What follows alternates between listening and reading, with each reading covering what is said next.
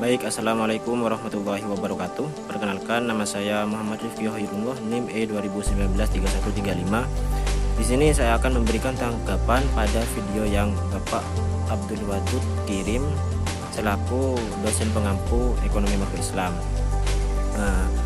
Menurut pandangan saya tentang video tersebut, penjelasannya itu mudah dimengerti dan penyampaian juga sangat bagus, serta contoh dari masing-masing poin itu sangat sederhana sehingga mudah untuk dimengerti.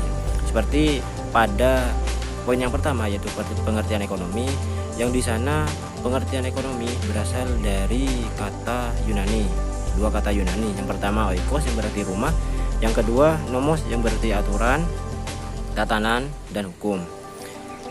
Jika digabungkan dua kata ini, oikos dan nomos, berarti pengelolaan atau manajemen rumah tangga, misal rumah tangga pribadi, rumah tangga perusahaan, atau organisasi. Lanjut di poin yang kedua, yaitu definisi ekonomi. Dari video tersebut, Bapak Abdul Wadud itu mengambil definisi ekonomi menurut Adam Smith. Artinya yang mana ilmu ekonomi adalah sebuah cabang ilmu yang mempelajari dan membantu tentang tingkah laku manusia dalam usaha untuk mengalokasikan atau mengelola segala sumber daya yang memiliki batasan penggunaan untuk mencapai sebuah tujuan tertentu.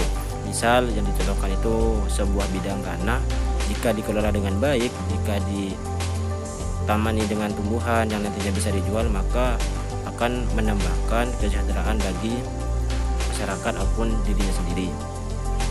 Yang kedua yaitu tentang pembagian ilmu ekonomi. Ilmu ekonomi pembagiannya ada 3. Yang pertama itu ada ekonomi deskriptif, yang kedua itu ekonomi terapan, yang ketiga itu ada ekonomi teori. Mungkin untuk ekonomi deskriptif, terapan, dan teori itu tidak usah saya jelaskan karena dalam video ini sudah sangat jelas dari Bapak Abdul Wadud, sudah sangat jelas. Lanjut pada pembahasan ekonomi teori. Dalam ekonomi teori itu dibagi menjadi 2. Yang pertama ada ekonomi mikro. Yang pertama ekonomi mikro, yang kedua ekonomi makro. Untuk ekonomi mikro sendiri yaitu adalah ilmu yang mempelajari perilaku konsumen dan perusahaan serta penentuan harga-harga pasar dan kuantitas faktor input barang dan jasa yang diperjualbelikan. Lanjut untuk ekonomi makro, yang pertama ekonomi makro adalah studi tentang ekonomi secara keseluruhan. Ekonomi makro menjelaskan perubahan ekonomi yang mempengaruhi banyak masyarakat, perusahaan, dan pasar. Lalu apa bedanya sih ekonomi makro dan dengan ekonomi mikro? Di dalam video itu sudah sangat jelas dijelaskan menggunakan tabel perbedaan ekonomi makro dan ekonomi mikro. Yang pertama yaitu dalam ketenaga kerjaan. Kalau di ekonomi mikro itu kebutuhan tenaga kerja sebuah perusahaan, itu ekonomi mikro. Untuk ekonomi makro, kebutuhan tenaga kerja itu keseluruhan, misalnya dalam suatu negara, itu ekonomi makro. Lanjut ke konsumsi. Untuk ekonomi mikro itu konsumsi individu, sedangkan untuk ekonomi makro itu konsumsi negara keseluruhan. Lalu dalam produksi, di ekonomi mikro itu jumlah produksi suatu perusahaan, dan untuk ekonomi makro itu jumlah produksi nasional. Lalu perbedaan selanjutnya di harga.